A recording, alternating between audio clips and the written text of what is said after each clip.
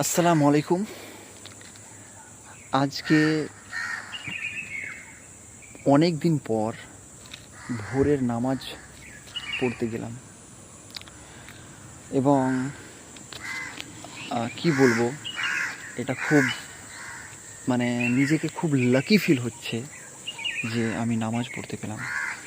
কারণ আমি জেনেছি যে তুমি নামাজ পড়তে যখন পারছো না, এর মানে হলো আল্লাহ তোমাকে অপছন্দ করছে।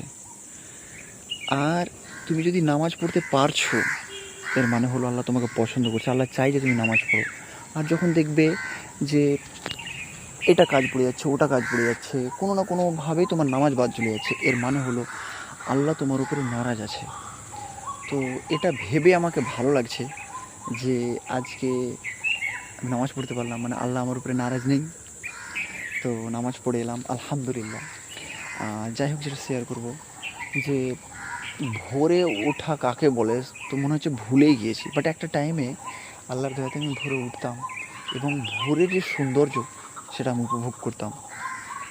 তো আজকে অনেকদিন পরে ভোরে উঠেছি, তো কতই না সুন্দর লাগছে চারপাশটা, ভোরের দৃশ্যটাই আলাদা।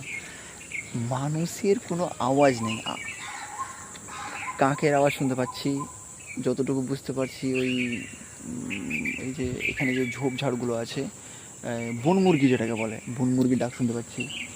এই সাইডে পাখিগুলোর কিচিরমিচির শুনতে পাচ্ছি। পৃথিবীতে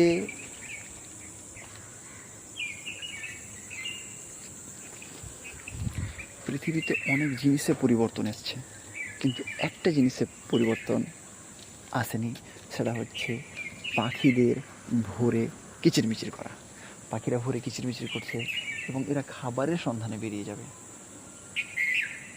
আর আল্লাহ পাখিদের উদাহরণ দিয়ে বলে, তোমরা কি সেই পাখিদেরকে দেখোনি যারা সকালে খালি পেটে বের হয় এবং সন্ধ্যায় যখন ফিরে আসে তো পেট ভরতে থাকে। ভোরে যে আমি উঠতে পেরেছি, এর একটা আলাদাই খুশি আছে, একটা মনে আলাদাই তৃপ্তি আছে, ব্যাপারই আলাদা। আর নামাজ পড়ে আসার পরে যখন আধ ঘন্টা আব্বা নামাজ পড়তে যাচ্ছি, আমি আব্বার আগে নামাজ পড়ে চলে এসেছি। জমাতের সঙ্গে নামাজ পড়লে না বেশি নেকি পাওয়া যায়, আর আব্বা তো পরে গেল, মানে আব্বার থেকে আজকে আমি একটু বেশি নেকি পাবো। যাই হোক, আমার বাড়ি মাই হেভেন।